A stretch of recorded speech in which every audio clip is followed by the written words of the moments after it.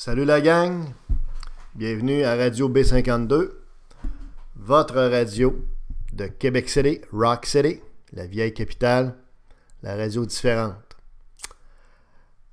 Alors, premier sujet, on n'ira pas que le dos de la cuillère pour starter ça. Y a-tu quelqu'un, en quelque part, qui pourrait dire à Justin ou Justine, à votre choix, Trudeau, que, en tant que premier ministre du Canada, la vie, malheureusement, ce n'est pas que des selfies, que des beaux gros bains chauds avec des bulles, du champagne, des chandelles, des gambadés dans les champs de Marguerite, main dans la main avec sa copine, au son du piccolo ou de la harpe.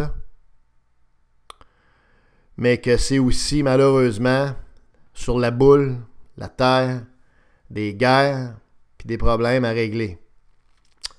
Puis il y en a un quand même qui est de plus en plus important pour Justin. C'est l'économie du Canada qui est en train de cracher. C'est malade. L'économie du Canada décline à une vitesse rapide. Alors, tout à l'heure, ça va être sauf qui peut. Trouvez, bouez, faites quelque chose, là, mais sauf qui peut.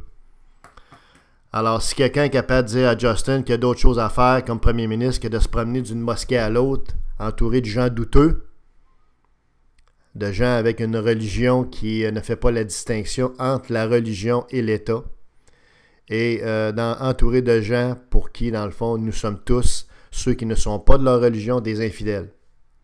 Ben, de dire à Justin qu'il y aurait peut-être moyen là, de faire un espèce de 180 degrés, parce que là, ça va pas du tout, mon ami. Ça va pas, Justin. Pas du tout, là. Wake up. Autre sujet. Je me dois de revenir sur le dossier des Nordiques de Québec. Le dossier merdique des Nordiques. La vague bleue. The Blue Sky. The Blues Brothers. Bill Daly.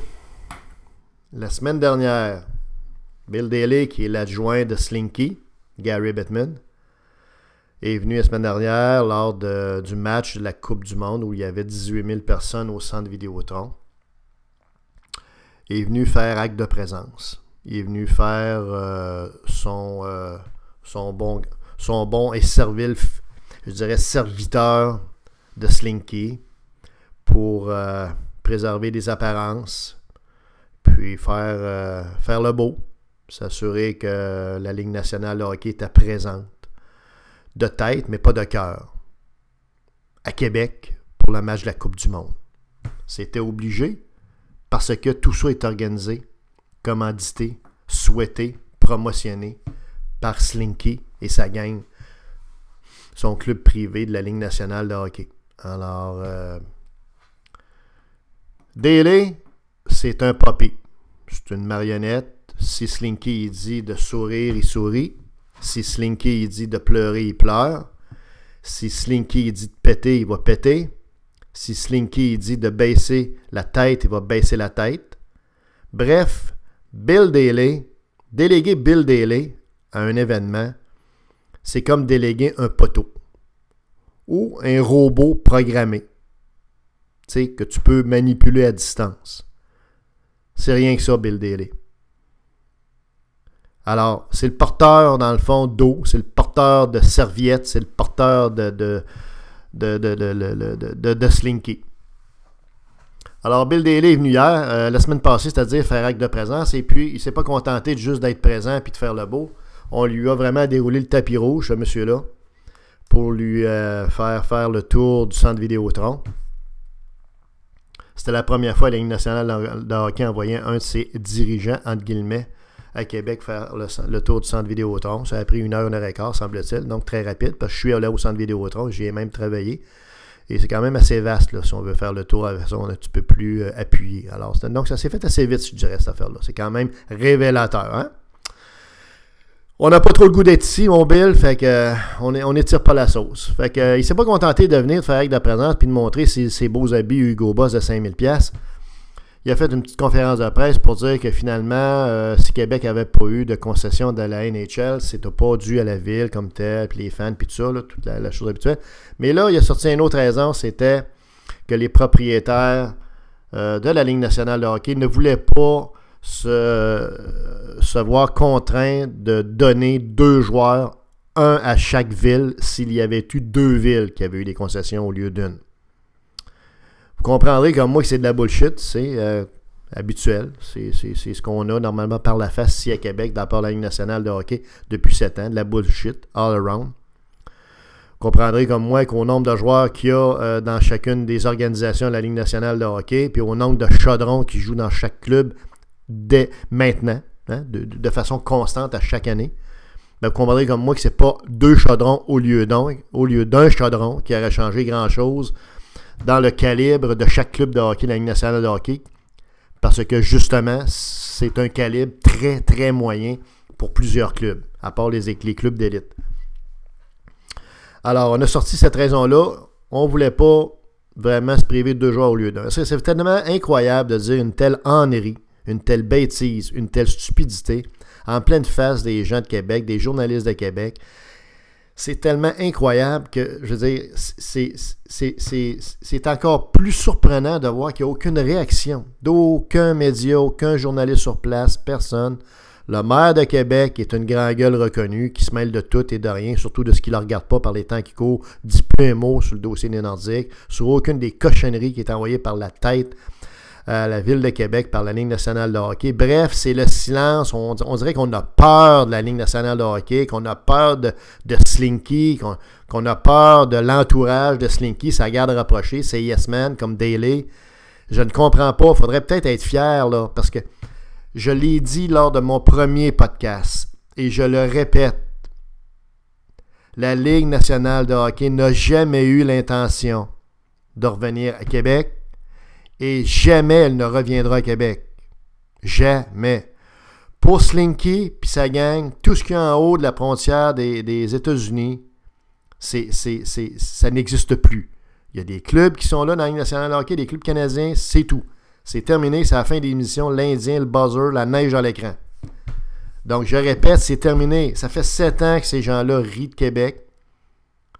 Hein, je ne reprendrai pas tout ce que j'ai dit dans mon podcast numéro 1. Ben, il serait peut-être temps d'avoir un peu de fierté, se tenir debout ici, puis de dire à Slinky, puis de dire à DLA, puis de dire à tout ça rien au monde, arrêtez de dire quoi que ce soit sur l'octroi de la concession qui a été donnée à Vegas, au moins là, par respect pour Québec, au moins sauver les apparences. Parce que ça n'a vraiment pas de bon sens, cette affaire-là. Là.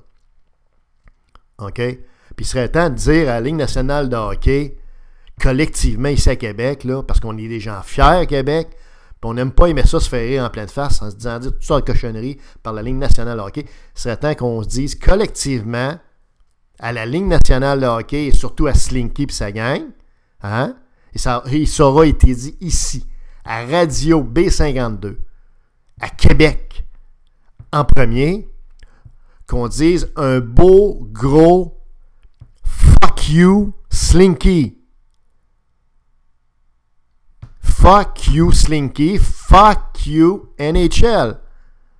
C'est tout ce qui mérite de se faire dire. OK? Go to hell. C'est toute une bande comment je dirais, d'hypocrites qui disent n'importe quoi, qui ont leur propre agenda américain. J'ai tout expliqué ça, je le répète, dans mon premier podcast. Donc, c'est terminé, là. C'est la fin des émissions. Fait que là, les mononcles, là, tous les mononcles, là, des radios traditionnelles là, qui font du temps là-dessus encore pour peut-être avoir des codes d'écoute, se disant que c'est un sujet populaire, etc. Ben là, arrêtez de rêver, puis sortez de votre torpeur, là. OK? Il y a d'autres choses que le 3e lien, là. Parce qu'il ne se passera jamais rien à Québec au niveau de la NHL, et c'est tant mieux d'une certaine façon, parce que le produit est de plus en plus médiocre. Et les prix sont de plus en plus élevés. Alors voilà, c'était notre montée de lait par rapport à la NHL. Donc espérons que toute cette bande d'innocents-là puis de caves-là vont rester à New York, rester dans leur pays, comprends-tu, avec leur bébelle, puis qu'ils nous fichent la paix, puis qu'ici, surtout, qu'on va se réveiller, qu'on va se tenir debout. Puis s'il y a un projet à avoir au niveau d'une ligue professionnelle à Québec, ça ne sera pas dans la NHL, il faudrait que ce soit dans une autre ligue. That's it, that's all. Voilà pour ce qui est de la Ligue nationale de hockey et de notre ami, ce brave Slinky. Dans un autre ordre d'idée beaucoup plus positif, comme je l'ai mentionné également dans le premier podcast, on ne traitera pas toujours de sujets d'actualité. Pourquoi? Parce que l'actualité est amplement traitée par toutes les radios de mon oncle, qui en parlent de 6 heures le matin à 10 heures le soir. Over and over, on radote la même chose. C'est pas compliqué. Là, c'est le 3e lien. Ils sont tous là-dessus. Espérons que le lien ne pètera pas parce qu'ils vont tomber en bas. Mais voilà. Nous, on ne fait pas ça. On parle de toutes sortes de choses. Oui, d'actualité à l'occasion, mais également d'autres choses. Je vais vous parler d'un sujet complètement différent qui va amener un petit peu plus d'intérêt, je l'espère, pour tout le monde. Je vais vous parler des îles de la Madeleine. Les îles de la Madeleine, c'est, pour beaucoup d'entre vous qui y avez été, c'est un joyau. C'est un diamant. C'est un joyau touristique unique, d'une beauté exceptionnelle, avec des falaises, des plages, la mer, des boutiques d'artisanat remarquables. Bref, aux îles de la Madeleine, que vous vous retourniez à gauche, à droite, en avant, en arrière, par en haut, peu importe, c'est toujours beau, c'est toujours agréable, c'est un endroit de rêve. Les plages sont parmi les plus belles au monde. J'ai vu beaucoup de plages aux États-Unis, en Europe, vous en avez vu, il y en a des très belles un peu partout, des plages à travers le monde. Il ne faut quand même pas être nombriliste, là. Mais je vous dis, je le répète, les plages, les bords de mer aux îles de la Madeleine sont absolument renversants de beauté. On marche dans la mer longtemps et on est sur du beau sable blanc, granuleux, tout ça est agréable et avec surtout des falaises, des caps rocheux, rouges la plupart du temps, comme vous le savez. Donc, c'est de toute beauté. Ce sont des paysages de cartes postales. Donc, on est chanceux, le Québec. On peut se le dire quand on a des choses positives. Là, on est chanceux d'avoir les îles de la Madeleine. On est chanceux que ça appartienne au Québec. Ça n'ait pas été donné à Terre-Neuve ou à d'autres comme le Labrador l'a été. Au moins, ça, on l'a. Maintenant, une fois ça dit, actuellement, si vous voulez aller aux îles de la Madeleine, vous avez 2 choix. Ou bien vous prenez l'avion, ou bien vous prenez le traversier à l'île du Prince-Édouard. Une traverse qui dure à peu près 5 heures. Très agréable. Mais si vous voulez y aller, il faut d'une part que vous réserviez d'avance le traversier. Et ce traversier-là fait la navette une fois par jour. Il n'y a pas 2 traversiers, encore moins 3. Puis il n'y a pas 2 navettes, il y en a une seule. Alors, ça, c'est la première des choses. L'autre chose, l'hébergement étant quand même assez réduit, il vous faut souvent réserver au moins 1 an d'avance pour avoir un endroit où vous loger. Bref, il faut s'y prendre d'avance. Et voyez-vous, c'est ça mon point. On a entre les mains au Québec un joyau touristique d'une qualité inégalée. Et on trouve le moyen de sous-exploiter ce site-là. Parce que c'est ça qui se passe actuellement, là. Il y a beaucoup de gens qui vont aux îles de la Madeleine, mais on y va à la hauteur de la capacité d'accueil des îles, comme je le disais tout à l'heure. On peut pas faire plus qu'un traversier par jour, etc. Donc, il y a un potentiel d'expansion touristique là qui est absolument très important, qui peut être, à mon avis, exploité pour faire en sorte qu'on ne sous-exploite pas ce coin de pays-là. Mon but, c'est pas de dire qu'on doit construire des hôtels de 30 étages aux îles de la Madeleine. C'est pas ça du tout, là. Mais on pourrait augmenter facilement l'achalandage du double. Actuellement, on a un chiffre d'affaires, grosso modo, de 185 millions. 100 millions en revenus directs, puis à peu près 85 millions en revenus et retombées indirects. Donc, 185 millions de business qui vont aux îles de la Madeleine associés au tourisme. Sans forcer trop, en ajoutant une navette, en ajoutant les capacités d'accueil, sans forcer, on pourrait facilement augmenter cette business-là à un demi-milliard. Facilement. Et je pense que, sans le faire dans une année, là, on fait ça sur quelques années, je pense qu'à ce moment-là, on augmenterait donc l'achalandage au niveau des îles et ce serait encore vivable en masse parce que finalement, il y a de l'espace aux îles. Ceux qui y sont allés le savent, c'est grand, c'est vaste, il y a de l'espace, il y a une capacité d'exploitation locale qui pourrait être accrue et qui pourrait faire en sorte, dans le fond, d'accroître énormément la vigueur économique des îles en même temps que les visites au niveau touristique.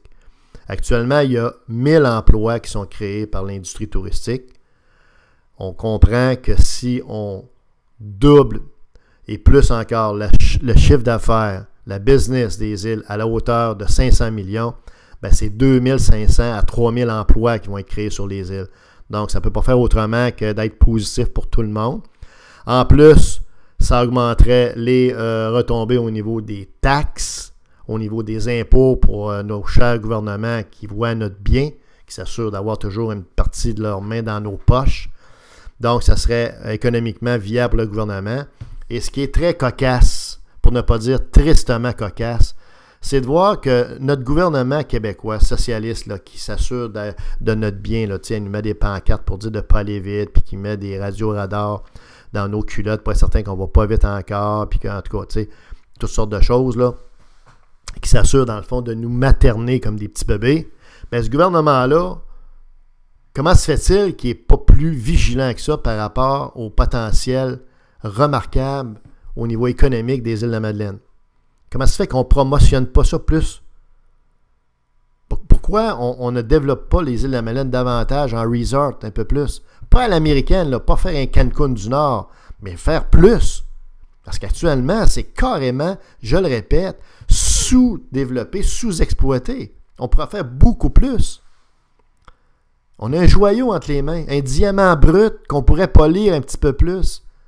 Et voyez-vous comment c'est? Aux États-Unis, faisons un petit parallèle, ils vont avoir une petite attraction, très simple, objectivement, là. Quelque chose de bien cute, là, mais tu sais, quelque chose d'ordinaire, là. Mais c'est une attraction.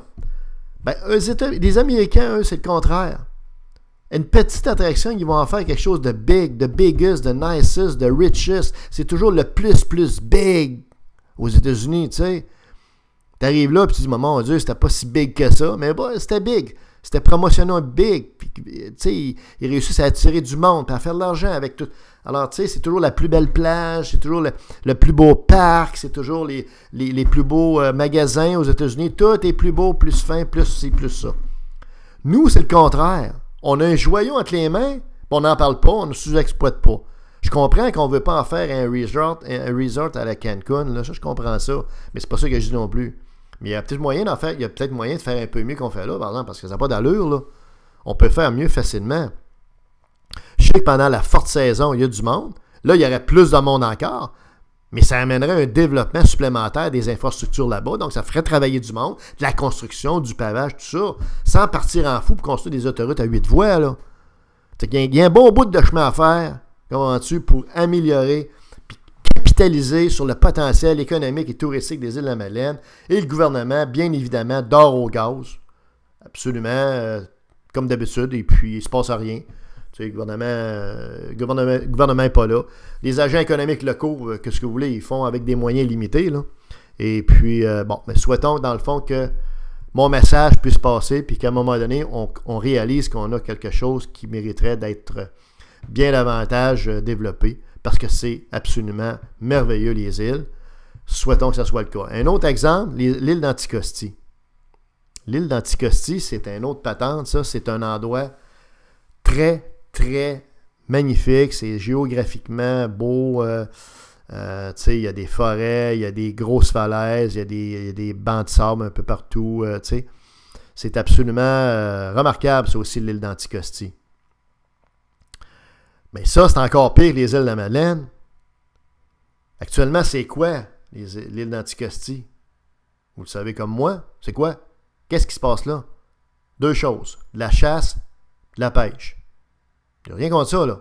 Mais actuellement, là, on a une île vaste, belle, qui a un potentiel pour être un resort également. Pas juste pour les riches, mais pour le monde ordinaire. Qui pourrait être développé pour monsieur, madame, tout le monde. Actuellement, c'est réservé à 150 à 200 chasseurs, OK? Avec leurs frocs rouges et noirs carottés, qui s'en vont là tuer du chevreuil, puis qui dansent autour du chevreuil quand il est mort. Je le dis en tout respect, mais moi, je la chasse, ça me dit rien. Actuellement, c'est un club privé, là. C'est un boys club, l'île d'Anticosti. C'est pas fait pour monsieur, madame, tout le monde. Puis c'est pas exploité ça non plus. Le gouvernement qui dépense de l'argent d'un paquet d'affaires à coût de dizaines de millions, puis des fois de milliards. Pourquoi? Pourquoi il ne s'implique pas? Pourquoi il ne trouve pas des promoteurs ou il ne s'associe pas avec des promoteurs privés pour faire de l'île d'Anticosti une destination touristique grand public pour tout le monde? Pas juste une pourvoirie, comprends-tu, pour des camisoles Budweiser qui chassent à le sevreuil puis qui prennent ça comme leur terrain de jeu personnel pratiquement. Allô? Y a-tu de la lumière? Hein? Y a-tu de la lumière dans l'ampoule quand tu tires la petite chaîne au gouvernement, là? Il n'y a pas bien de lumière. Je pense que les ampoules sont pas mal éteintes, là. Parce que ça n'est un autre potentiel. Il y a des endroits dans le monde qui ont des sites beaucoup moins beaux que ça, puis qui vont les développer. Nous, c'est le contraire. C'est la même affaire que tantôt pour les îles. On a entre les mains des endroits extraordinairement beaux qu'on pourrait exploiter, mais c'est pas le cas. À l'île d'Anticosti, tout ce qu'on fait, c'est qu'on vire, on spin sur le même piton de l'exploitation des gaz schistes, hein, ou du pétrole. Puis on spin sur le même piton collé. Le piton est collé, tu sais. Là, on spin dessus. Alors que les études scientifiques les plus sérieuses montrent que si on creusait peut-être 200, 250, 300 carottes, 300 puits pétroliers ou puits pour pomper du gaz de schiste, ce serait pour chauffer peut-être 25 à 30 maisons, 25 à 30 chaumières. Okay? Le sous-sol n'est pas assez riche en capacité pour que ça soit exploitable commercialement. Fait que arrêtons là, de tourner sur le piton, là, de lâcher le piton, comment dire, puis tournons-nous vers ce qui serait vraiment intéressant, à la fois d'un point de vue touristique, parce que ça donnerait une autre destination pour les Québécois et les Québécoises, ainsi que tout le monde dans le monde entier. Puis en même temps, économiquement, c'est encore une fois, c'est viable. Ça crée de l'emploi. Ça crée aussi, pour notre bon gouvernement maternel, une petite pompe à argent pour, encore une fois, de l'impôt et des taxes dans le trou noir. Mais au moins, tu sais, il y a de la vigueur économique. Puis on fait quelque chose avec ce bel endroit-là. Actuellement, en connaissez-vous bien du monde qui vont à l'île d'Anticosti? En connaissez-vous bien du monde qui savent comment c'est beau l'île d'Anticosti? Je vous pose la question. Vous avez la réponse. Et la réponse montre que ça dort au gaz parce que c'est pas normal qu'un endroit comme ça soit si sous-exploité que ça. On devrait mettre le pied sur le gaz puis développer ça économiquement. Il y a des gens d'Europe qui viendraient. Il y a des gens d'un peu partout dans le monde qui viendraient. Là, comme aux îles. Aux îles, au moins, on fait quelque chose. Mais on pourrait faire mieux. L'île d'Anticosti, c'est encore bien pire. C'est vraiment brut. On dirait qu'on est fiers des fois de garder un endroit mort, réservé à une petite clique. Une petite gang. Ça, on est bien fort là-dessus, les clics, les gangs. Là. Puis là, la gang, là, c'est les chasseurs puis les pêcheurs. Bon. De faire un resort, ça n'empêchera pas la pêche. Peut-être la chasse devrait revoir un peu ces choses, par exemple, parce qu'on comprend que... Mais il reste qu'au moins, sur le plan touristique, on ferait en sorte d'avoir un coin de pays qui serait beaucoup plus visité et apprécié de tous les gens. Alors voilà, c'était le podcast de Radio B52. Ça a été un plaisir encore une fois de vous parler. À la prochaine. Ciao!